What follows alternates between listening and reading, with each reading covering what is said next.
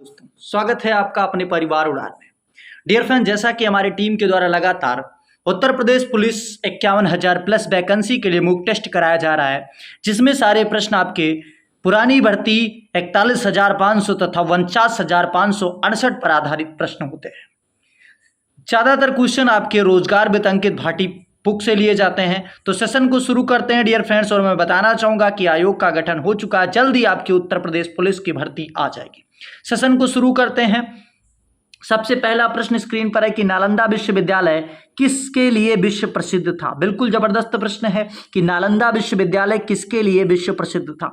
तो आप तैयारी कहीं भी कीजिए, मूक टेस्ट डेली देने के लिए आप उड़ान को सब्सक्राइब कर लीजिए। ए ऑप्शन है चिकित्सा विज्ञान के लिए, बी ऑप्शन है बौद्ध दर्शन के लिए, सी ऑप्शन है तर्कशास्त्र के लिए, डी ऑप्शन जो दिया गया वो रसायन विज्ञान के लिए दिया गया है। बिल्कुल जबरदस्त प्रश्न है और आपको आंसर्स बताना है। तो आशा करता हूं कि आंसर्स को टिक कर चुके होंगे मेरे दोस्त। क्या हो जाएगा? बौद्ध दर्शन के लिए, ठीक है, माना जाता है।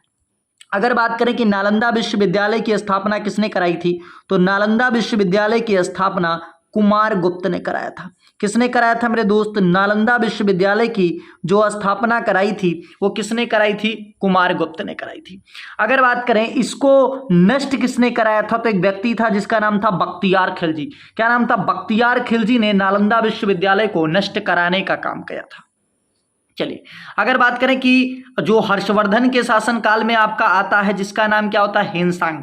ठीक है, हेनसांग क्यों आता है भाई? नालंदा विश्वविद्यालय के और फायान जो आता है वो भी नालंदा विश्वविद्यालय के बारे में जानने के लिए आता है। चलिए अगले प्रश्न की तरफ बढ़ते हैं। स्क्रीन पर आपके अगला प्रश्न आ चुका है।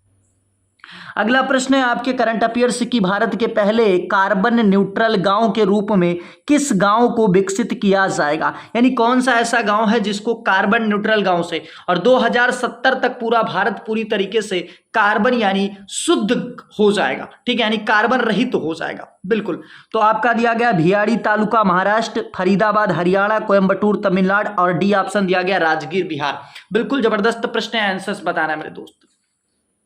आंसर्स इसका क्या हो जाएगा ये आपको बताना। बिल्कुल जबरदस्त प्रश्न है, आंसर्स बताना है दोस्त।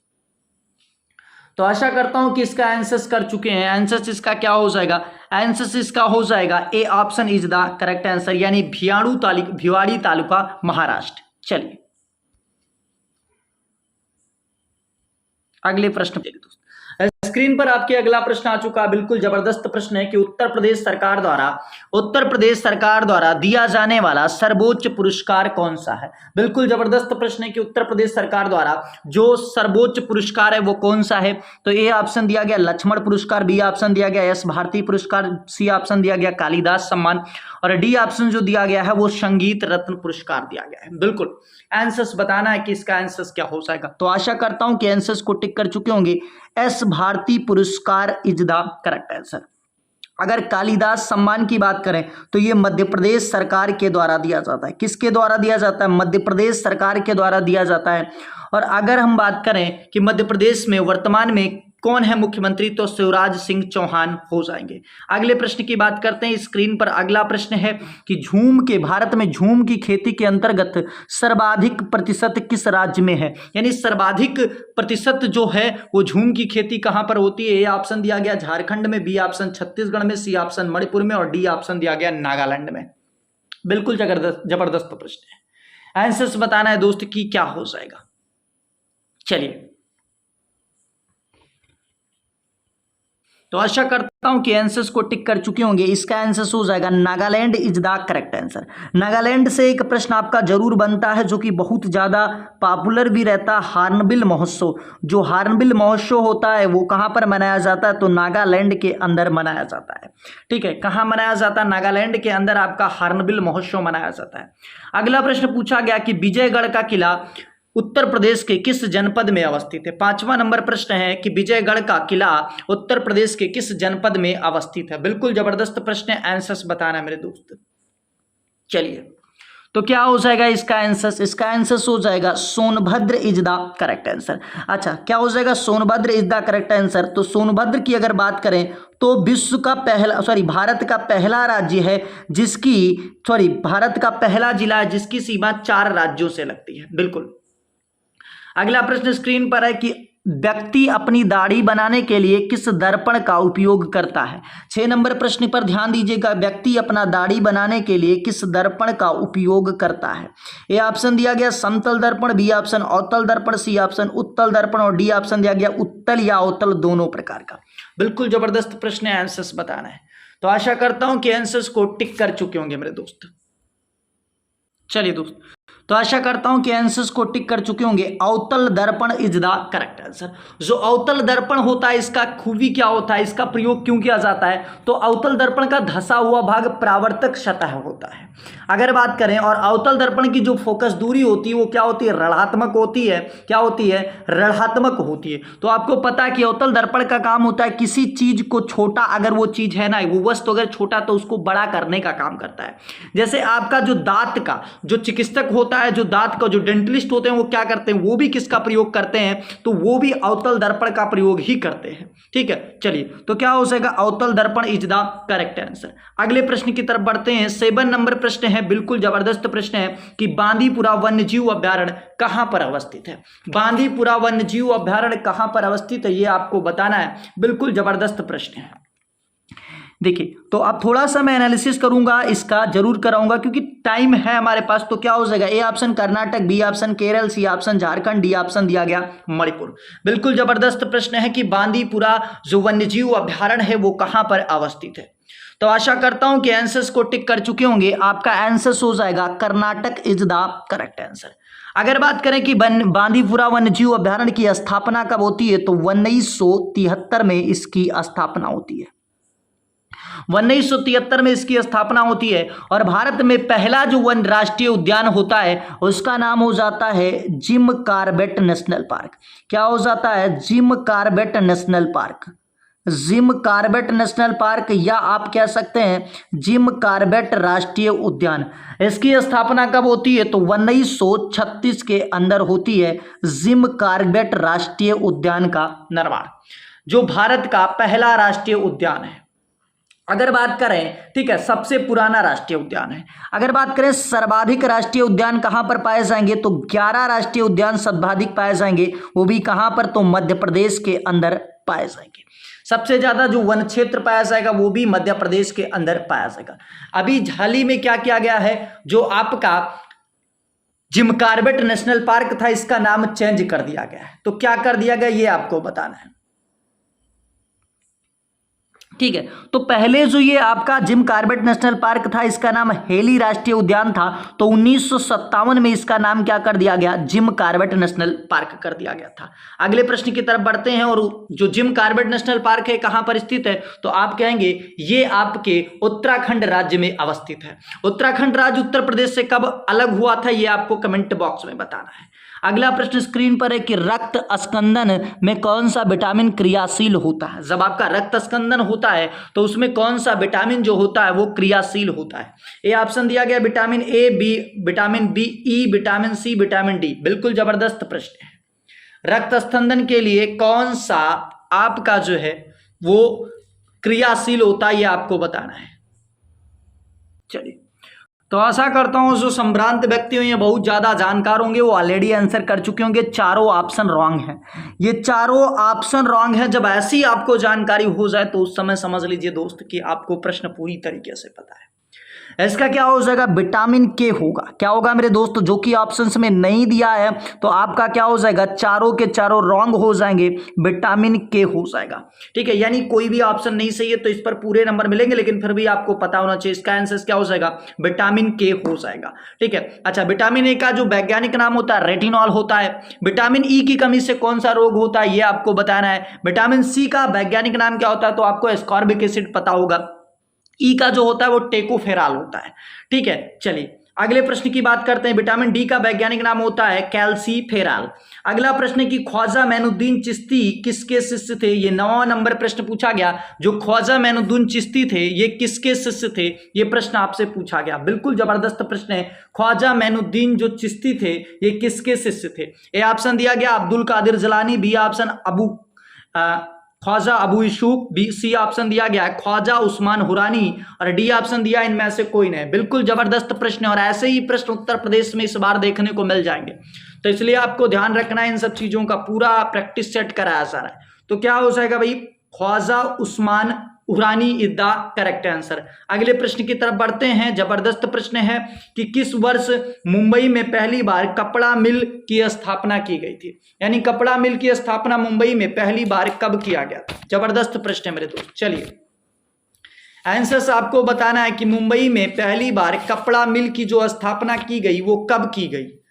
चलिए, तो आशा करता हूं कि आंसर्स को मेरे दोस्त टिक कर चुके होंगे। इसका आंसर्स क्या हो जाएगा, तो आंसर्स हो जाएगा 1854 इज द करेक्ट आंसर। अगले प्रश्न की बात करते हैं कि भारत में विश्व के कितनी प्रतिशत आबादी निवास करती है।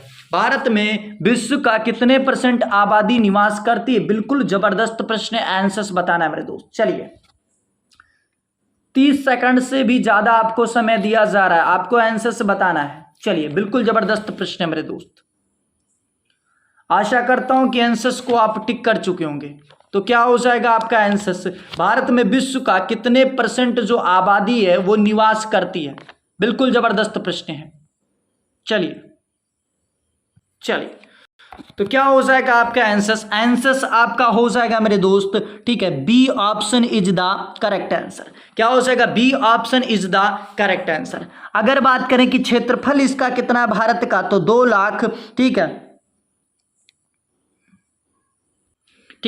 सबसे पहले अगर हम उत्तर प्रदेश की बात करें कि उत्तर प्रदेश का कितना है, तो 240 928 करके याद कर सकते हो ना। अगर हम बात करें 240 928, क्या हो जाएगा 240 928, ऐसे याद करना 240 928, यानी 2,40,928 वर्ग किलोमीटर ये उत्तर प्रदेश का है। और अगर हम बात करें कि भारत का जो क्षेत्रफल है वो कितना है, तो आप कहेंगे 32,87,263, यानी क्या हो जाएगा 32,87,000, ठीक है।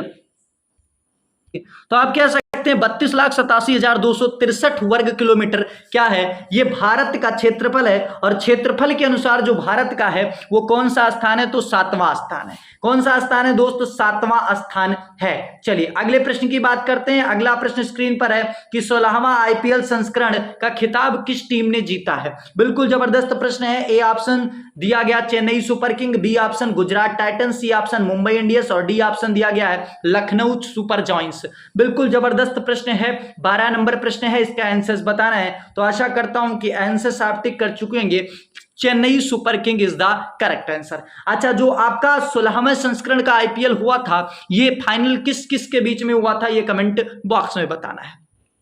अगला प्रश्न पूछा गया कि अंतरराष्ट्रीय मुद्रा कोष की स्थापना किस समझौते के अंतर्गत हुई थी। अंतरराष्ट्रीय मुद्रा कोष की जो स्थापना हुई थी वो किस समझौते के अंतर्गत हुई थी, ये आपको बताना है। बिल्कुल जबरदस्त प्रश्न है मेरे दोस्त।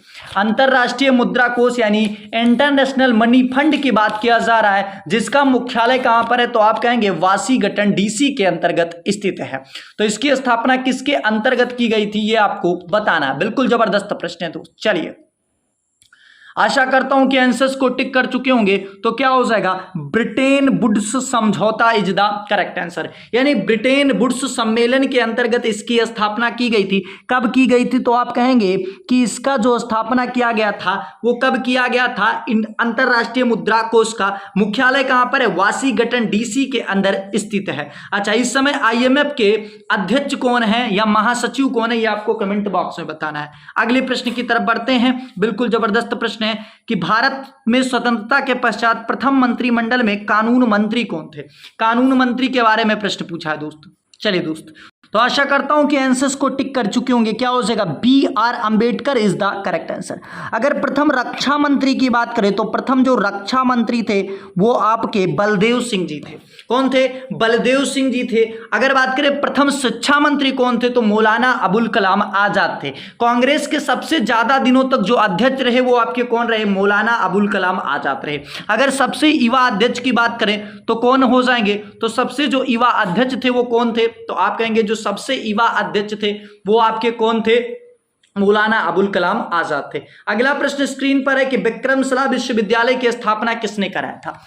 विक्रमशिला विश्वविद्यालय की स्थापना किसने कराई थी, यह आपसे प्रश्न पूछा गया। बिल्कुल जबरदस्त प्रश्न है। चलिए आंसर इसका बताना है मेरे दोस्त कि विक्रमशिला विश्वविद्यालय की स्थापना किसने कराई थी। जबरदस्त प्रश्न है, आंसर्स बताना है। चलिए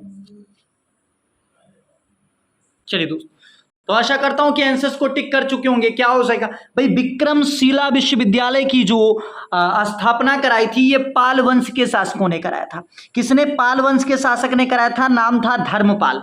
अगर बात करें कि पाल वंश का संस्थापक कौन था तो गोपाल था। चलिए अगले प्रश्न की तरफ बढ़ते हैं। स्क्रीन पर अगला प्रश्न है कि भारतीय संविधान में कुल कितनी महिला सदस्य थी। बिल्कुल जबरदस्त प्रश्न है कि भारतीय संविधान में कुल कितनी महिला सदस्य थी, ये आपको बताना है। जबरदस्त प्रश्न है मेरे दोस्त कि भारतीय संविधान में कुल कितनी महिला सदस्य थी। जबरदस्त प्रश्न है, आंसर इसका बताना है। चलिए बिल्कुल जबरदस्त प्रश्न है कि भारतीय संविधान में, ठीक है, कुल कितनी महिला सदस्य थी, ये आपको आंसर्स बताना है मेरे दोस्त। चलिए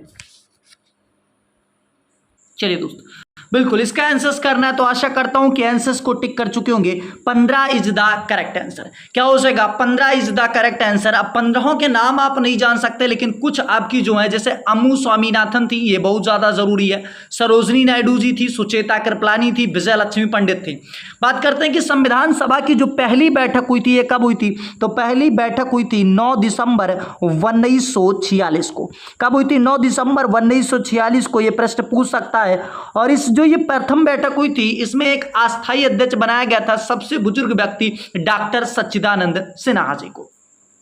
बात करते हैं और एच.सी. मुखर्जी को उपाध्यक्ष चुना गया था। बात करते हैं और बी.एन. राव जो थे, यानी बेंगल रामा राव जो थे, इनको संवैधानिक सलाहकार नियुक्त किया गया। ठीक है, तो इतनी चीजें समझ में आ गई होंगी। चलिए, उद्देश्य प्रस्ताव 13 दिसंबर 1946 को प्रस्तुत किया गया था। अगला प्रश्न है कि निम्न संविधान संशोधन में से किस एक के अंतर्गत दिल्ली नेशनल कैपिटल क्षेत्र बना, यानी एनसीआर बना। ठीक है, यानी जो दिल्ली था ये नेशनल कैपिटल क्षेत्र बना, ये आपसे पूछा गया किस संविधान संशोधन अधिनियम के द्वारा। बिल्कुल जबरदस्त प्रश्न है, आंसर इसका बताना है। चलिए दोस्तों, जबरदस्त प्रश्न है, इसका आंसर बताना है। क्या हो जाएगा? तो ए ऑप्शन दिया गया 61वां संविधान संशोधन अधिनियम, बी ऑप्शन 69वां संविधान संशोधन, सी ऑप्शन 71वां संविधान संशोधन, और जो डी ऑप्शन दिया गया वो 44वां संविधान संशोधन अधिनियम दिया गया। बिल्कुल जबरदस्त प्रश्न है, इसका आंसर बताना है किसके तहत जो दिल्ली है आपकी, ये राष्ट्रीय राजधानी क्षेत्र बनी थी। बिल्कुल जबरदस्त प्रश्न है दोस्त। चलिए दोस्त, तो आशा करता हूं कि आंसर्स को टिक कर चुके हैं। आपका आंसर्स क्या हो जाएगा मेरे दोस्त? ठीक है, तो आपका आंसर हो जाएगा 69वां संविधान संशोधन अधिनियम इज द करेक्ट आंसर। कौन सा संविधान संशोधन हो जाएगा? 69वां संविधान संशोधन हो जाएगा, जो कि 1991 में होता है। कब होता है? 1991 में होता है। अगर बात करें इसके अंतर्गत, ठीक है, दिल्ली को नेशनल कैपिटल क्षेत्र बनाया जाता है। बात करते हैं अनुच्छेद 239 का के अंतर्गत स्थापित किया जाता है। और अगर बात करें तो ये आपके अनुच्छेद संविधान के भाग, ठीक है, 20 में अनुच्छेद 368 में संविधान संशोधन हेतु जो औपचारिक प्रक्रिया बताई, यानी किसके तहत संविधान में संशोधन किया जाता है? तो अनुच्छेद 368 के तहत। अच्छा, संविधान संशोधन की प्रक्रिया को कहां से लिया गया है? तो आपके दक्षिण अफ्रीका से लिया गया है। अगर 61वें संविधान संशोधन की बात करें तो इसके तहत आपके मतदान की आयु 21 वर्ष से घटाकर कितने वर्ष कर दी गई थी? 18 वर्ष कर दी गई थी। अगला प्रश्न स्क्रीन पर है कि भारत की सबसे लंबी स्थलीय सीमा किससे लगती है? तो बांग्लादेश से लगती है। किससे लगती है? बांग्लादेश से। अब बांग्लादेश की अगर बात करें तो बांग्लादेश की सीमा कितनी लगती है? 4096, यानी 4096 किलोमीटर लगती है। कितनी लगती है? 4096 किलोमीटर लगती है। अगर बात करें कि भारत और बांग्लादेश के बीच में कितनी ट्रेनें चलती हैं, तो 3 ट्रेनें, बंधन, मैत्री और मैताली चलती है। अगर बात करें कि बांग्लादेश का जो राजधानी उसका नाम है ढाका। क्या नाम है? ढाका नाम है। और मुद्रा की बात करें तो टका हो जाता है। चलिए अगर बात करें कि यहाँ के अगला प्रश्न है कि औरंगजेब ने किस सिख गुरु की हत्या करवाई थी? अच्छा, औरंगजेब ने, बिल्कुल जबरदस्त प्रश्न है कि औरंगजेब ने किस सिख गुरु की हत्या करवाई थी? बिल्कुल जबरदस्त प्रश्न है और आंसर बताना है कि जो भैया औरंगजेब था, मुगल का जो बादशाह था, यानी अंतिम बादशाह पूरी तरीके से जो था वो क्या था? आपका बहादुर शाह जफर था। लेकिन अगर हम बात करें कि सत्ता में आधारित रहने वाला, तो औरंगजेब था। बिल्कुल, औरंगजेब ने किस सिख गुरु की हत्या करवाई थी? ए ऑप्शन दिया गया गुरु Govind Singh, B option Guru Tegh Bahadur, C option गुरु अर्जुन देव, और डी ऑप्शन दिया गया गुरु गोविंद सिंह। बिल्कुल जबरदस्त प्रश्न है, आंसर बताना है। तो आशा करता हूं कि इसने किसकी कराई थी? Tegh Bahadur. B option is the correct answer. सिखों के नवें गुरु गुरु तेग बहादुर की हत्या 1665 ईस्वी में कराता है। कब कराता है? 1665 ईस्वी में औरंगजेब कराता है। बात करते हैं इनके नवें गुरु की हत्या कराता है क्योंकि क्या करते हैं, औरंगजेब को विद्रोह पुत्र राजकुमार अकबर को समर्थन करता है। किसको? ये अकबर को समर्थन करता है, जिसकी वजह से औरंगजेब इसकी क्या करा देता है? हत्या करा देता, जो कि उसका क्या था? पुत्र था। बात करते हैं गुरु अर्जुन देव को मृत्युदंड की। अगर अर्जुन देव की बात करें जो कि 5वें गुरु थे, इनको कौन देता? जहांगीर। जहांगीर की बात करें तो जहांगीर कौन करता? जहांगीर फांसी पर चढ़ाने का काम करता गुरु अर्जुन देव को। और तेग बहादुर की बात करें तो इनको कौन फांसी पर चढ़ाता है? औरंगजेब चढ़ाता है। अगर बात करें औरंगजेब को, ठीक है, किसके नाम से जाना जाता है ये आपको बताना है। अगला प्रश्न है कि अवध का अंतिम नवाब कौन था? बिल्कुल जबरदस्त, और यहां से स्पीड को फास्ट करेंगे। अवध का अंतिम नवाब कौन था? तो आपका आंसर हो जाएगा Wajid Ali Shah is the correct answer. अगले प्रश्न की बात करते हैं, किस समिति की सिफारिश पर भारतीय संविधान में मौलिक कर्तव्यों को जोड़ा गया? किस समिति की सिफारिश पर भारतीय संविधान में मौलिक कर्तव्यों को जोड़ा गया? तो आंसर हो जाएगा सरदार स्वर्ण सिंह समिति द करेक्ट आंसर। 22 नंबर प्रश्न की बात तरफ बढ़ते हैं, ग्रीन पार्क स्टेडियम कहां पर अवस्थित है? बिल्कुल जबरदस्त प्रश्न है, ग्रीन पार्क स्टेडियम। तो क्या हो जाएगा दोस्त? आपका आंसर हो जाएगा Kanpur is the correct answer. अगले प्रश्न की तरफ बढ़ते हैं, स्क्रीन पर अगला प्रश्न है 23 नंबर, इनमें से कौन सा अनुच्छेद सर्वोच्च न्यायालय से संबंधित है? बिल्कुल जबरदस्त प्रश्न है, इनमें से कौन सा अनुच्छेद सर्वोच्च न्यायालय से संबंधित है? बिल्कुल जबरदस्त प्रश्न पूछा है, इनमें से कौन सा जो अनुच्छेद है वो सर्वोच्च न्यायालय से संबंधित है? बिल्कुल जबरदस्त है। तो कौन हो जाएगा? A option is the correct answer, यानी जो 124 है ये सुप्रीम कोर्ट से संबंधित है, जबकि आपका अनुच्छेद 324 जो है ये निर्वाचन आयोग से संबंधित है। किससे संबंधित है? निर्वाचन आयोग से संबंधित है। अगर 315 की बात करें तो 315 जो है ये संघ लोक सेवा आयोग से संबंधित है, संघ लोक सेवा आयोग से संबंधित है। वहीं अगर बात करें अनुच्छेद 148 नियंत्रक एवं महालेखा परीक्षक संबंधित है। अगला प्रश्न है कि लक्षद्वीप के लोग निम्नलिखित में से कौन सी भाषा बोलते हैं? बिल्कुल जबरदस्त प्रश्न है कि लक्षद्वीप के लोग निम्नलिखित में से कौन सी भाषा बोलते हैं? तो आपका आंसर हो जाएगा Malayalam is the correct answer. अगला प्रश्न है कि 1903 में उत्तर प्रदेश में पहली चीनी मिल क्या है? 1903 में उत्तर प्रदेश में पहली चीनी मिल की स्थापना किस स्थान पर किया गया? बिल्कुल जबरदस्त प्रश्न उत्तर प्रदेश पुलिस में आ चुका है। तो क्या हो सकेगा इसका कमेंट बॉक्स में आंसर्स बताना है। आज के लिए इतना ही। अगर चैनल पर नए हैं तो चैनल को सब्सक्राइब कर लीजिए। जय हिंद, जय भारत।